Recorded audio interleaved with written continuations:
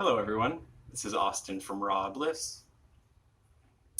Today I wanted to talk about nuts and seeds on a raw food diet, and also how much fat is ideal on a raw food, fruit-based diet.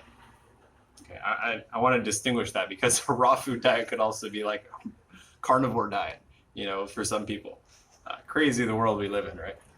Um, So I've done a lot of experimenting with fats throughout my 5 years on my raw food journey, and I've done a lot of different things because some people say 10% and they just stick to 10% because Doug Graham said 10% is the best, and okay, I have to do everything Doug Graham says because he's like the best, and yeah, stuff like that.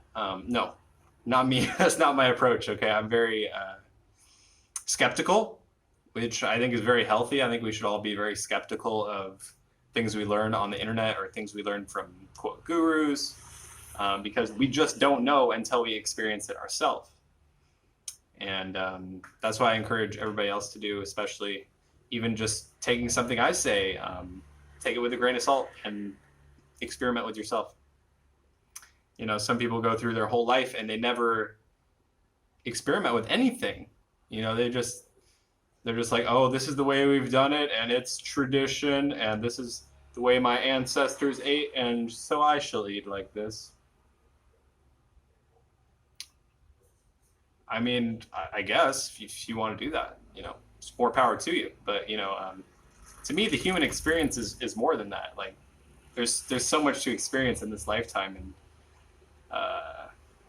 yeah, it's a beautiful life, and why not live it to its fullest potential, and just experience and observe things. Like, the human body is so incredible with the things that we can do, and the things that we can tolerate as well. Like, some people can just live off of cheeseburgers and French fries, and live decades without dying. It's like, how does that happen? How are we not dead yet from eating this way?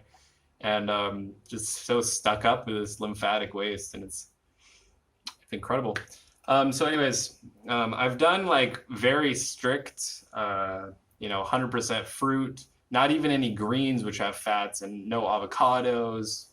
And I did that when I first started going raw, like um, 2017, no, 2016. Yeah, and I did like almost a year of like 100% fruit, no fats at all, like no overt fats. And I've done like a few periods of this, and the energy level is incredible. Okay, and the healing is accelerated. I think it's a very powerful detoxification protocol. Um, but at the same time, I think it's very taxing to the adrenal glands, because you're not getting much sodium. And at the end of the day, you want something to balance your blood sugar out. Cucumbers, a little bit of fat, and vegetables are great for balancing out blood sugar and giving you those omega-3s that are really key to brain health. So that's another thing. I don't think long-term, without omega-3s, that can be pretty detrimental to our brain health. It's pretty important. So that's a reason why I don't technically follow the 80-10-10 or a high-fat diet or something, because I find a middle ground and try to listen to my body. Because once you go for a while on a raw food diet, you'll learn and you'll become in tune with your body. You'll become a lot more in tune with what your body actually needs, rather than what your taste buds want. Okay, and discerning that, and figuring out the difference between that is what takes a little while. But so yeah, I tried like even lower than 10%. I was even at like a 5%, and I lost a lot of weight. I got extremely thin. And my my athletic performance was absolutely incredible though. Even though I wasn't like an athlete, I was working in a deli at the time. I was sandwich artist, and then it's like a health food store. So I would go around. I would also I'd run to juice bar and then I'd run back to the dish pit and wash some dishes, and then I'd run out to the cold case and serve some deli foods to people on the cold case. I'd be just all over the place, and I'd be working sandwich by myself. Usually there'd be 2 people online, but it was just me smashing out sandwiches, and it was so much fun, like a little game.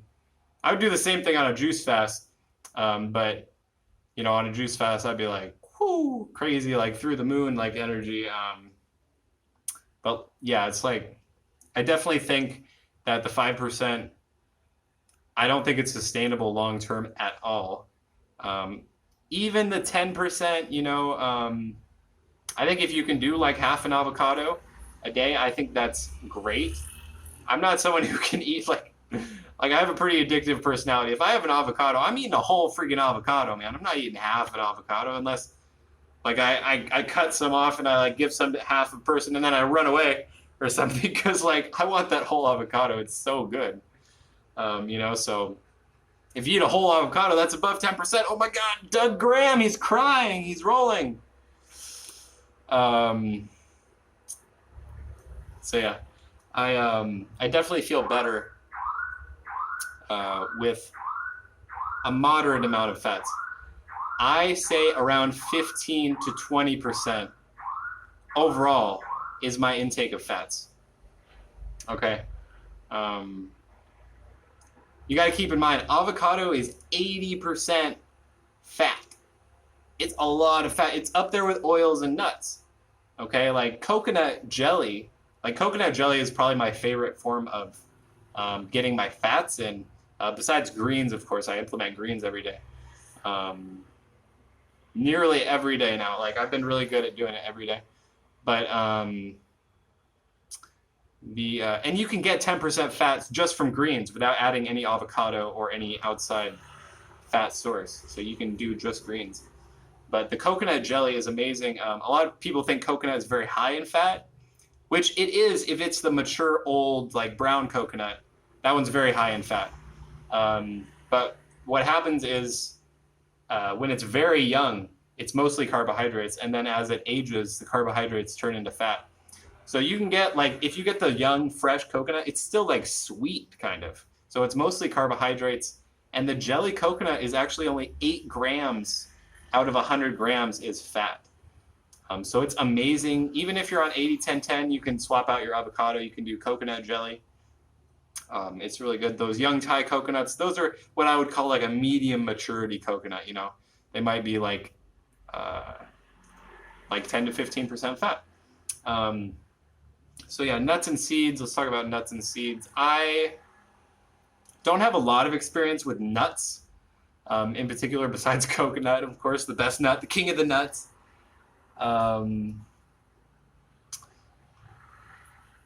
But yeah, I'd say if you were to do nuts, soak and sprout them, because if you don't sprout them, you don't know if they're actually alive still. Most nuts that you buy in the store are dead. People don't usually buy nuts straight from the farm, which is ideal, and that's one of the only ways that you can get raw nuts, because all the nuts in the stores, they're pasteurized. They're heated to a certain extent. They have to be in order to be sold in bulk. In that way, otherwise they would mold. Okay, because they have a water content and they have to get rid of that water content, otherwise they would mold. So I don't think nuts are ideal in the long term. You can have a small amount, sure. Maybe early on, it's great to have some raw gourmet, foods for just excitement. But I don't think these are foods that we should be having every day on long term. You look at people who do this raw gourmet every single day, high fat and stuff, I'll throw some names out there Fully Raw Christina, Matt Monarch, and this is just my personal opinion. I really appreciate their input, and their have inspired me a lot, Fully Raw Christina, especially healing hyperglycemia on her diet, which is pre-diabetes, which is what hyperglycemia is. And when she first started out, she advocated for a high carb, low fat diet. But then she started, like more recently, started incorporating more nuts and seeds.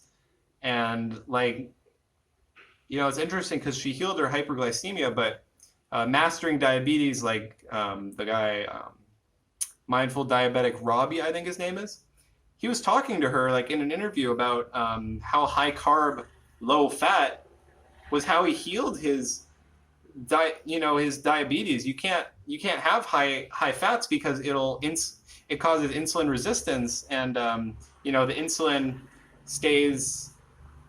blocks the absorption of the sugars when you have too much in the bloodstream. And I just thought that was interesting. So she uses a lot of cashews and things that are not fully raw. No shade, no hate towards Christina or Matt. But anyways, seeds, definitely sprout the seeds. Okay, I love hemp seeds, really good. I like to keep very small amounts, like a teaspoon, couple teaspoons.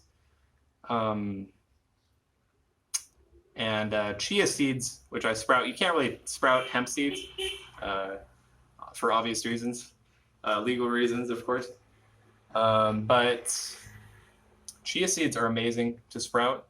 And sprouts are one of the most nutrient-dense foods in the world. And it makes them a lot more assimilatable and digestible when they're in the sprouted form rather than the seed form, because they're alive. Okay, I want my diet to be living foods because I want to be beaming with life, not dead foods like, a lot of kelp noodles and raw gourmet cashews and stuff like that. Okay, you can have these things in small amounts, but I really just want to focus on whole plant foods, fruits and vegetables. You can get all your nutrition from fruits and vegetables. You don't need any nuts and seeds. Okay, and like I said, and a lot of these nuts, like if you go into nature and you try and, okay, let's say you have like a papaya tree on your right, walnut tree on your left. Okay, walnut, you wouldn't even think it was food, because you could see the papaya tree. It draws you in with its color, its smell, like it's beautiful, and you're like, wow, I want to eat that. And it tastes so good and so perfect, like just dripping in sugar and like the perfect fuel for a human body. Rather, when you look at a walnut tree, there's no smell, there's no attractive color. You'd really have to be desperate for food to think, or to be, curious enough to find that inside this rock hard shell that you have to like smash on a rock to get inside is like one nut. Okay, and you can go to the store, you can buy like a whole like 3 pounds of nuts, and you can just smash them back in like one sitting. Now that is not healthy at all. No, sure. And people are like, oh, but it's the good fats. But everything in moderation. Okay, and I've had an experience with raw pistachios. I ate one raw pistachio.